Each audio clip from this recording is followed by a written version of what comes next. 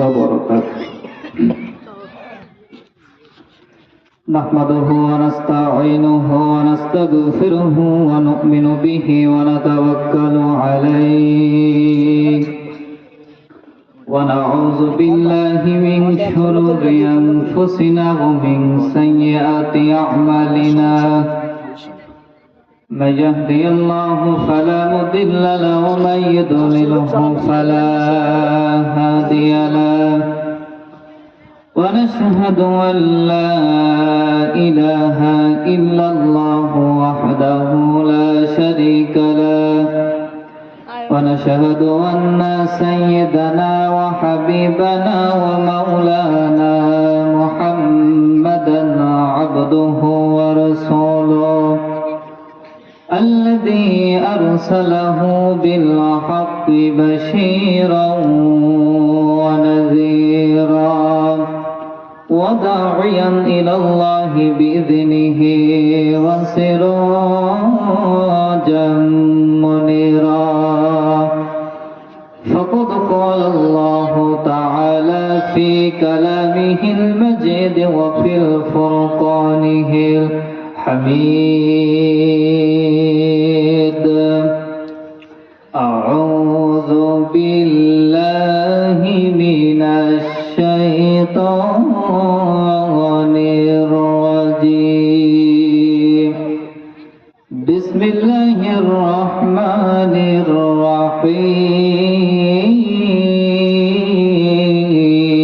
الرحيم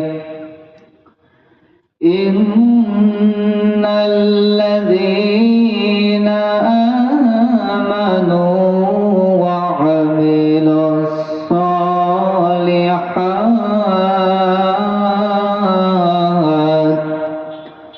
وعملوا الصالحات كانت لهم جنات الفردوس نزلا كانت لهم جنات الفردوس نزلا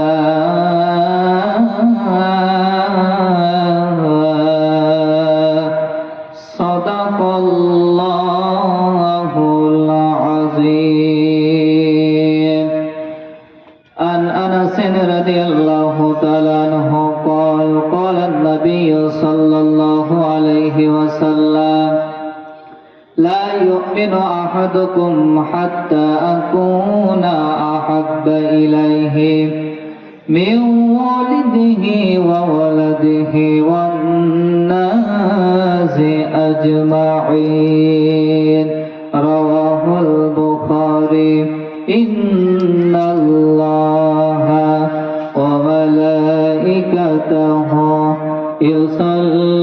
يصلون على النبي يا أيها الذين آمنوا صلوا عليه وسلموا تسليما اللهم صل على سيدنا مولانا محمد وعلى آل سيدنا مولانا محمد জীবনে যত প্রেম আছে কলিজায়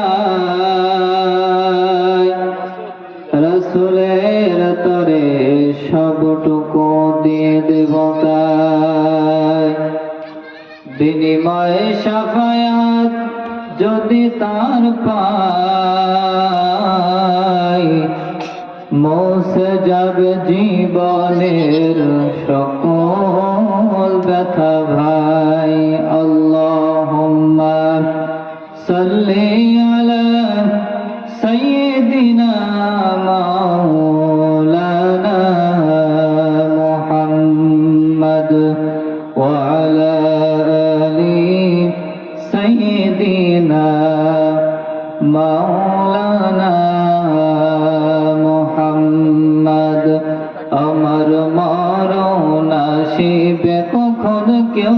জানে না। তোমার মরণ আসিবে কখন কেউ তো জানে না। আমার মরণ আসিবে কখন কেউ তো জানে না। আমি মরে গেলে তোমরা আমার ভুইলা যাইও না। আমি মরে গেলে তোমরা আমার ভুইলা যাইও না। আমার মরণ আসিবে কখন কেউ তো জানে না। তোমার মরণ আসিবে কখন কেউ তো জানে না। আওয়াজ দিয়ে বলেন ঠিক কিনা? এই দুনিয়া সারা জীবন, এই পৃথিবী সারা জীবন থাকার জায়গা নাই। অন্ধকার কবর যে তোমার আসল ঠিকানা। এই পৃথিবী সারা জীবন, এই দুনিয়া সারা জীবন থাকা যাবে না। অন্ধকার কবর যে তোমার আসল ঠিকানা। সবাই রেখে তোমায় চলে যাবে, কেউ সঙ্গী হবে না। সবাই রেখে তোমায় চলে যাবে, কেউ সঙ্গী হবে না। আমার মরণ আসিবে কখন কেউ তো জানে না। তোমার মরণ আসিবে কখন কেউ তো জানে না। আলহামদুলিল্লাহ, সকল প্রশংসা সে আল্লাহ সুবহানাহু ওয়া তাআলার দরবারে, যে মহান রব্বুল ইজ্জতি ওয়াল জালাল আমাকে আপনাকে দুনিয়াবী সমস্ত কাজকে ফারাক করে আল্লাহ রাব্বুল আলামিন এই যে জান্নাতের বাগানে বসে কিছু কথা শোনা এবং বলা তৌফিক যে আল্লাহ পাক করে দিলেন, সে মহান মালিকের দরবারে সকলে বলেন আলহামদুলিল্লাহ। আরো শুকরিয়া আদায় করে সে আল্লাহ সুবহানাহু ওয়া তাআলা, যে মহান মালিক আমাদেরকে সুস্থতার মতো নিয়ামত দান করেছেন, বলি আলহামদুলিল্লাহ।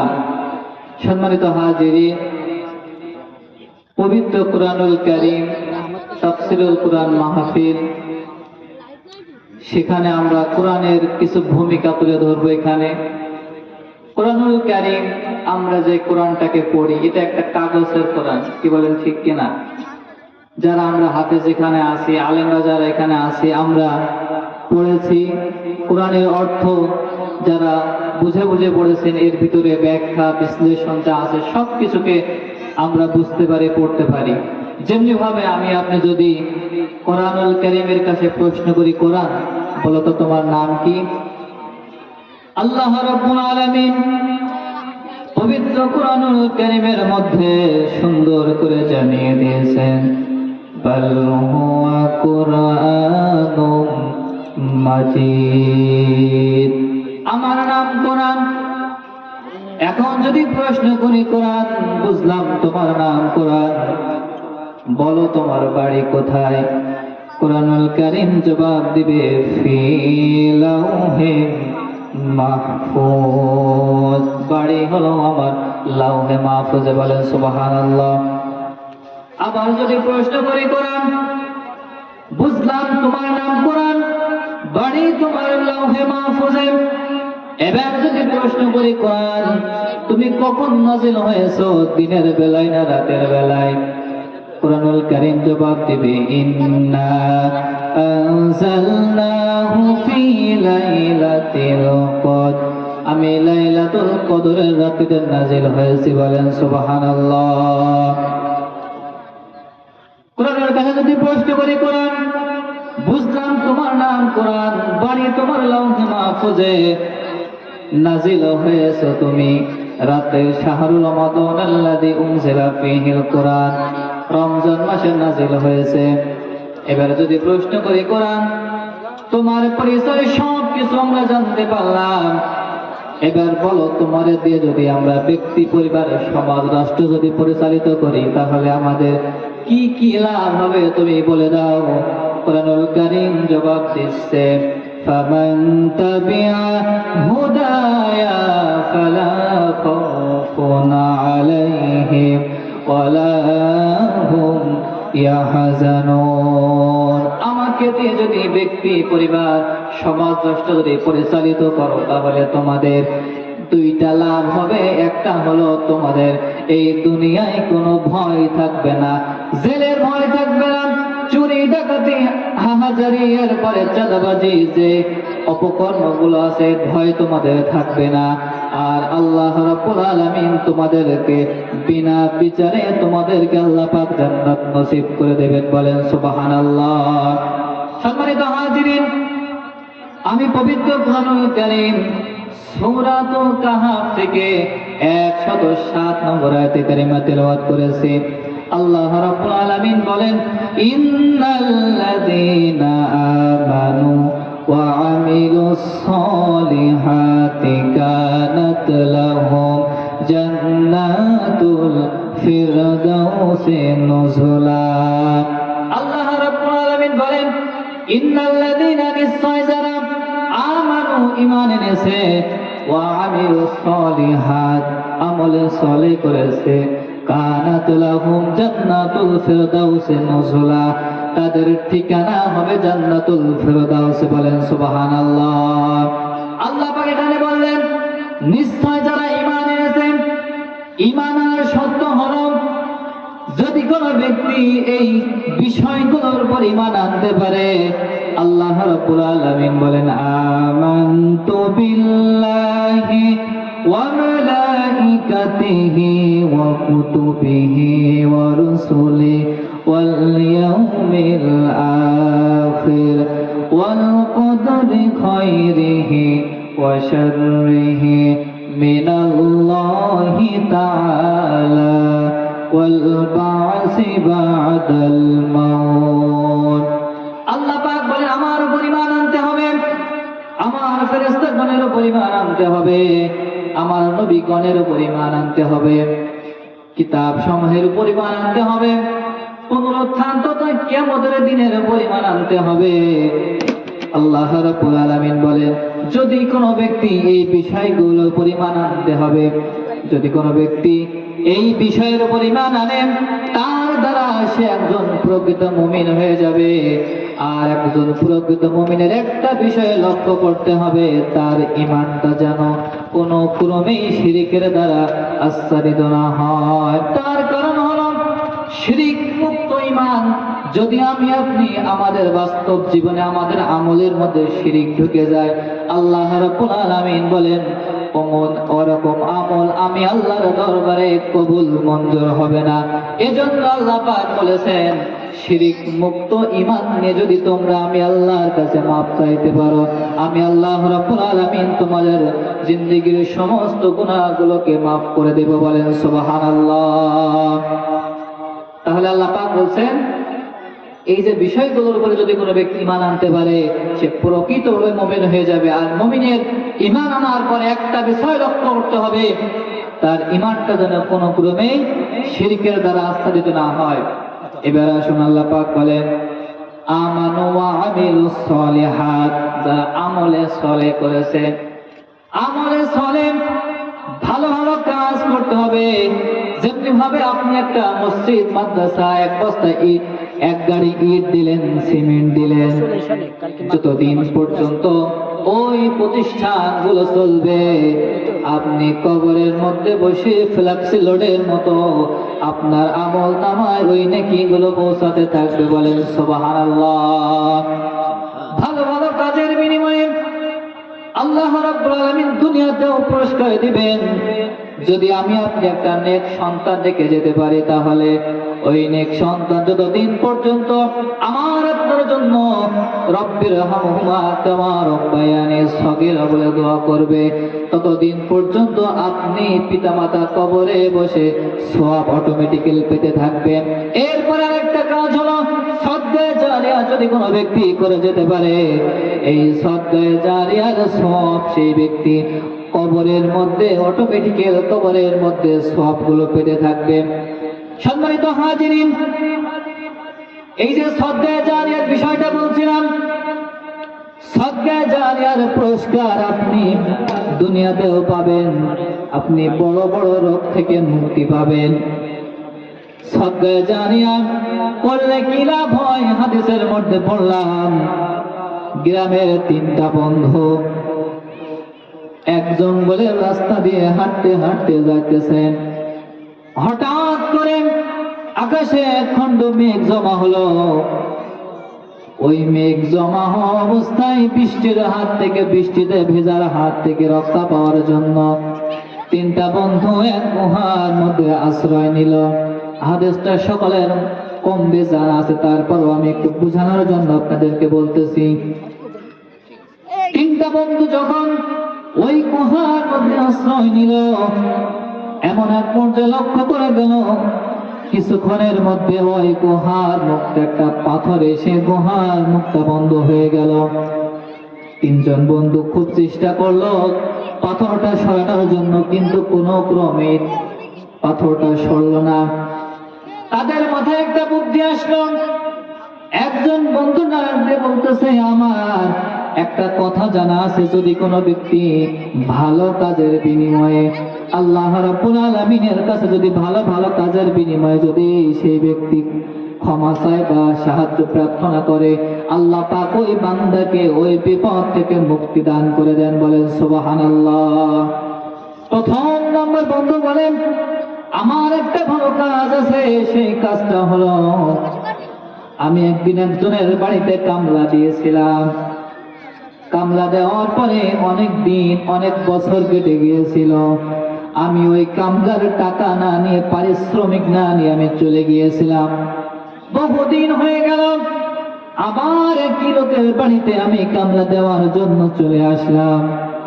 কামলা দিতে আসার পরে ওই লোকটা আমাকে ডাক দিয়ে বলতেছে, ভাই আপনি একদিন আমার বাড়িতে একদিন কামলা দিয়েছিলেন, জোন দিয়েছিলেন, বহুদিন আগের কথা, কিন্তু আপনি আমার কাছ থেকে কোনো পারিশ্রমিক না নিয়ে আপনি চলে গিয়েছিলেন।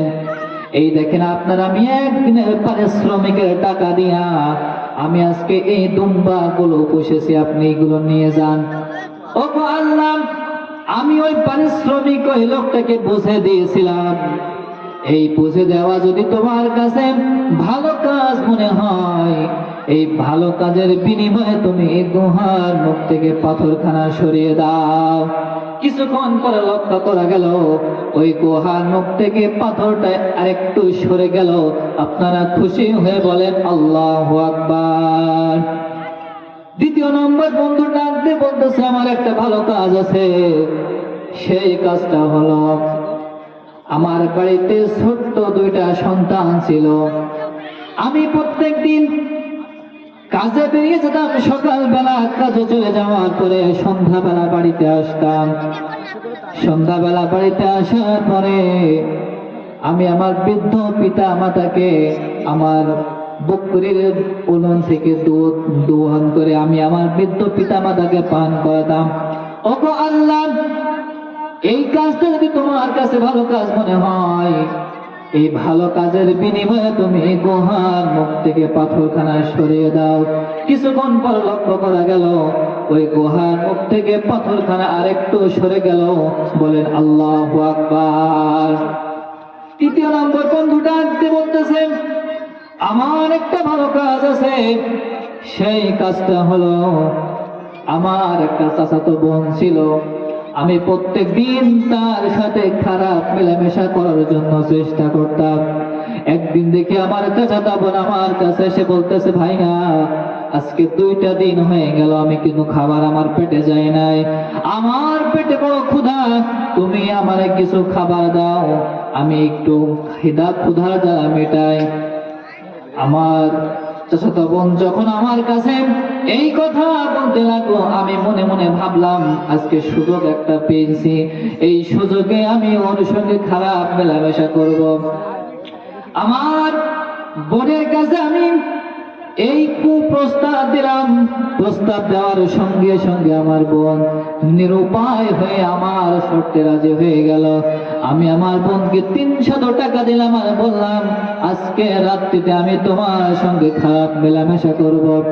সম্মানিত হাজিরিন, ওই যুবক তার চাচাতো বোনকে যখন এই কথা বলল, লোকটা ডাক দিয়ে বলতেছে, আমি যখন গভীর রাত্রে আমার চাচাতো বোনের ঘরের মধ্যে প্রবেশ করলাম, আমার চাচাতো বোন আমাকে ডাক দিয়ে বলতেছে, ভাইয়া কেউ যেটা দেখে না সেটা দেখেন আল্লাহ, তুমি এখন আমার সঙ্গে খারাপ মেলামেশা করবা। তো লোকটি বলল যে আমার যখন আমি আমার চাচাতো বোনের রুমের মধ্যে প্রবেশ করলাম, তখন আমার বোন আমাকে হাউমাউ করে কেঁদে বলতেছে, ভাইয়া কেউ যেটা দেখে না সেটা দেখেন আল্লাহ, তুমি আমার সঙ্গে এখন খারাপ কাজে মেলামেশায় লিপ্ত হবা। কেউ দুনিয়ার কেউ না দেখলেও আমার আল্লাহ ঠিকই দেখছে। ওগো আল্লাহ, তোমার কাছে যদি কাজটা ভালো কাজ মনে হয়, এই ভালো কাজের বিনিময়ে তুমি এই গুহার মুখ থেকে পাথরখানা সরিয়ে দাও। কিছুক্ষণ পর লক্ষ্য করে গেল ওই গুহার মুখ থেকে পাথরটা পুরোপুরি ভাবে সরে গেল। বলেন আল্লাহু আকবার। এই হাদিসটা বলার কারণ হলো আল্লাহ পাক বলেছেন সদকায়ে জারিয়া হতে এমন একটা আমল, দুনিয়ার বুকে আপনি এর পুরস্কার পাবেন, আল্লাহ পাক আপনাকে বড় বড় বিপদ থেকে মুক্তি দান করবেন। আবার কঠিন কিয়ামতের ময়দানে যখন আমি আপনি কবরবাসী হয়ে যাব, তখন এর সওয়াবগুলো আল্লাহ পাক অটোমেটিক্যাল ফ্ল্যাক্সি লোডের মতো আমার আপনার আমল নামায় লিখিত করে দেবেন। বলেন সুবহানাল্লাহ। সম্মানিত হাজিরিন, আল্লাহ রাব্বুল আলামিন পবিত্র কুরআনুল কারীমে এই যে সূরা কাহফের 107 নম্বর আয়াতে যে আয়াতটা যে বিষয় আলোচনা করছি, আল্লাহ পাক এখানে বলেছেন ইন্নাল্লাযীনা আমানু, যারা ঈমান এনেছে, ওয়া আমিলুস সলিহাত, আমলে সালেহ করেছে, কানাত লাহুম জান্নাতুল ফিরদাউসি নুজুলা, আল্লাহ পাক বলেন তাদের ঠিকানা হবে জান্নাতুল ফিরদাউস। আর এই সমস্ত বান্দা বান্দীদেরকে যারা সদকায়ে জারিয়া করবেন, আল্লাহ পাক তাদের ঠিকানা রেখে দিয়েছেন জান্নাতুল ফিরদাউসে। এমন এক জান্নাত আল্লাহ পাক বলেন ইন্নাল্লাযীনা আমানু ওয়া আমিলুস সলিহাতি কানাত লাহুম জান্নাতুল ফিরদাউসি নুজুলা। এমন এক জান্নাত আমি রেখে দিয়েছি যে জান্নাতের তল দিয়ে নহর সমূহ বইতে থাকবে, মধুর ঝর্ণা বইতে থাকবে, এরপরে দুধের নহর বইতে থাকবে। এরকম একটা জান্নাতের মধ্যে আল্লাহ রাব্বুল আলামিন আমাকে আপনাকে যেন প্রবেশ করিয়ে দেন। বলেন আল্লাহুম্মা আমিন।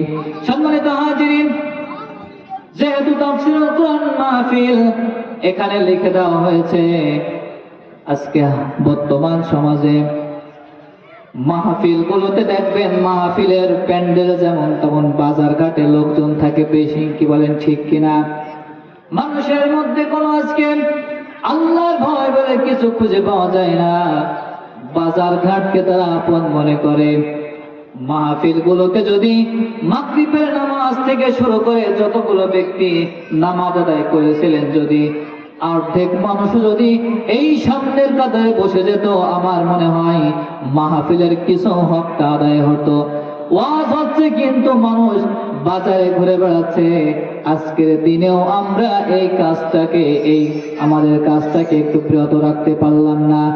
আমাদের মনে কোরআনের কোনো ভয় নাই, কোরআনের কোনো চিন্তা চেতনা আমাদের মনের মধ্যে নেই। অথচ আল্লাহ পাক এই সমস্ত বান্দা বান্দীদেরকে যারা কোরআন বুঝে আবার না বোঝার ভান করে, এই সমস্ত মানুষদেরকে আল্লাহ পাক ডাক দিয়ে বলেন ওমান আ'রাদা আন যিকরি ফাইন্না লাহু মাঈশাতা দানকা ওয়া নাহশুরুহু ইয়াওমাল কিয়ামাতি আ'মা।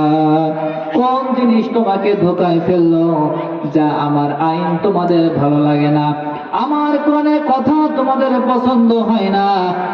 আল্লাহ রাব্বুল আলামিন বলেন, যে সমস্ত বান্দাদের কোরআনুল কারীমের কথা ভালো লাগবে না, পছন্দ হয় না, ওই সমস্ত বান্দা বান্দীকে আমি আল্লাহ পাক কঠিন কিয়ামতের ময়দানে অন্ধ বানিয়ে তুলব। বলেন নাউজুবিল্লাহ।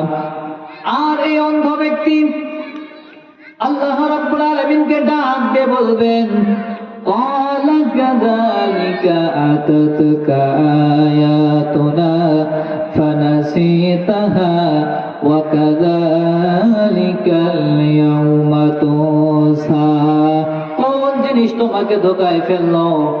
এরপরে আল্লাহ পাক ডাক দিয়ে বলতেছে, যারা এই কোরআনুল কারীমকে তাদের চোখ থাকতে কোরআন দেখে কোরআন অনুযায়ী আমল করে নাই, আল্লাহ পাক ওই সমস্ত বান্দাবাদীদেরকে ডাক দিয়ে বলতেছে, তোমরা আমার কোরআন শোনো নাই, আমার আলেমদের কাছ থেকে যে তোমরা সঠিক জ্ঞানটা নিবা সেটা নাও নাই, এই জন্য আমি আল্লাহ পাক তোমাদের কাছে অন্ধ বানিয়ে তুলেছি।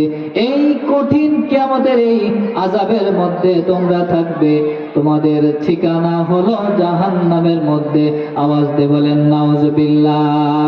সম্মানিত হাজিরিন, যারা এখনো বাজার ঘাটে বসে আছেন, আল্লাহ পাক এই হতভাগা মানুষদের প্রতি আফসোস করে বলতেছেন, বান্দা তোমাদের কি এমন হয়েছে? মা গররাকা বিরাব্বিকাল কারীম, কোন জিনিস তোমাদেরকে ধোঁকায় ফেললো যা আমার আইন তোমাদের পছন্দ হয় না? দেখায় ছোট্ট পিপিলিকা থেকে শুরু করে নিয়া বিশাল বড় হাতি গন্ডার পর্যন্ত সমস্ত মাখলুকাত গুলো আমার আইন মানে। জলের মধ্যে ছোট্ট পুঁটি মাছ থেকে শুরু করে নিয়া বিশাল হাঙর পর্যন্ত, তিমি মাছ পর্যন্ত আমার আইন কানুন মেরে তারা চলাফেরা করে।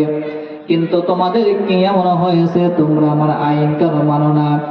আল্লাহ পাক বলেন, যদি তোমাদের আমার আইন তোমাদের পছন্দ না হয়, আমার আইন তোমরা যদি মানতে অস্বীকার করো, তাহলে একটা কাজ করো, তোমরা আকাশের নিচ থেকে জমিনের উপর থেকে অন্য কোথাও বেরিয়ে যাও। আল্লাহ পাক কি বলছেন? রাগ করে বলছেন যে তোমরা যদি আমার আইন তোমাদের পছন্দ না হয়, এই জমিনের উপর থেকে আসমানের নিচ থেকে অন্য কোথাও বেরিয়ে যাও। আসলে আমাদের কি যাওয়ার কোনো রাস্তা আছে? কোনো লাইন নেই। যেখানে আপনি যাবেন ঠিকই আপনাকে এই জমিনের মধ্যেই থাকা লাগবে। সম্মানিত হাজিরিন, আল্লাহ পাক এই সমস্ত হতভাগা মানুষদেরকে আফসোস করে বললেন যে তোমাদের কি এমন হয়েছে?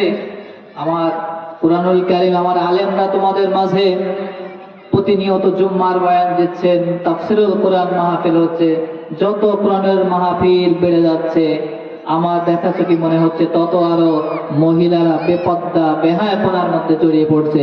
কি বলেন, ঠিক কিনা? আমার পূর্বে যিনি আলোচনা করলেন হাফেজ আবু জাহিদ ভাই, উনি বলছিলেন যে ফেসবুকে টিকটকে মহিলাদের উলঙ্গপনা বেহায়াপনায় সব ভরে গিয়েছে। সম্মানিত হাজিরিন, আল্লাহ রাব্বুল আলামিন আমাদের এই উলঙ্গ বেহায়াপনা থেকে যেন আমাদেরকে হেফাজত করুক। এবং আমি একটা আয়াতে কারিমা তেলাওয়াত করেছি সূরা কাহাফ থেকে 107 নম্বর আয়াতে কারিমা। আল্লাহ রাব্বুল আলামিন এই সূরা কাহাফের 107 নম্বর আয়াতে কারিমার মধ্যে বলছেন, নিশ্চয় যারা ঈমান এনেছে, আমানু ওয়া আমিলুস সলিহাত, ঈমান এনেছে, আমলে সালেহ করেছে, কানাত লাহুম জান্নাতুল ফিরদাউসে নুজুলা, আল্লাহ পাক বলেছেন তাদের ঠিকানা হলো জান্নাতুল ফিরদাউসে। আপনারা সকলে চিৎকার দেবেন আল্লাহু আকবার। ভালো থেকো বন্ধু যদি বেঁচে থাকি, আবার চারিদিকে মৃত্যুর হাহাকার শুনি, কন্দন হৃদয়ে আমার, মনটাকে ধুয়ে মুছে সাফ করে না, মনটাকে ধুয়ে মুছে সাফ করে না, বেলা বুঝে হয়েছে যাবার, দেখা হবে আবার। ভালো থাকেন সবাই যদি বেঁচে থাকি, দেখা হবে আবার। চারিদিকে মৃত্যুর হাহাকার শুনি, কন্দন হৃদয়ে আমার, মনটাকে ধুয়ে মুছে সাফ করে না, মনটাকে ধুয়ে মুছে সাফ করে না, বেলা বুঝে হয়েছে যাবার, দেখা হবে আবার।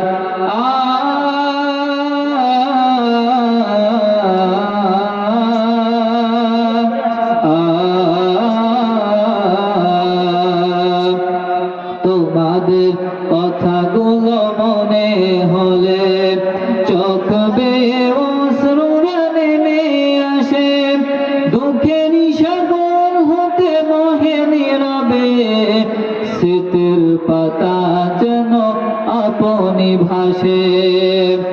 তোমাদের কথাগুলো মনে হলে চোখ বেয়ে অশ্রুরা নেমে আসে, দুঃখের সাগর হতে বহে নীরবে, স্মৃতির পাতা যেন আপনি ভাসে।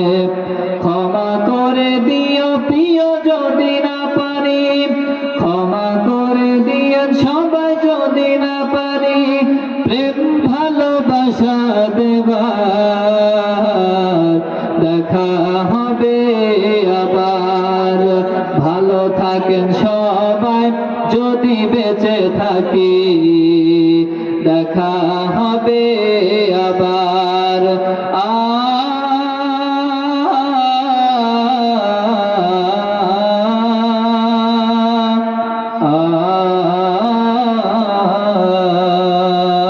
আসসালামু আলাইকুম ওয়া রাহমাতুল্লাহ।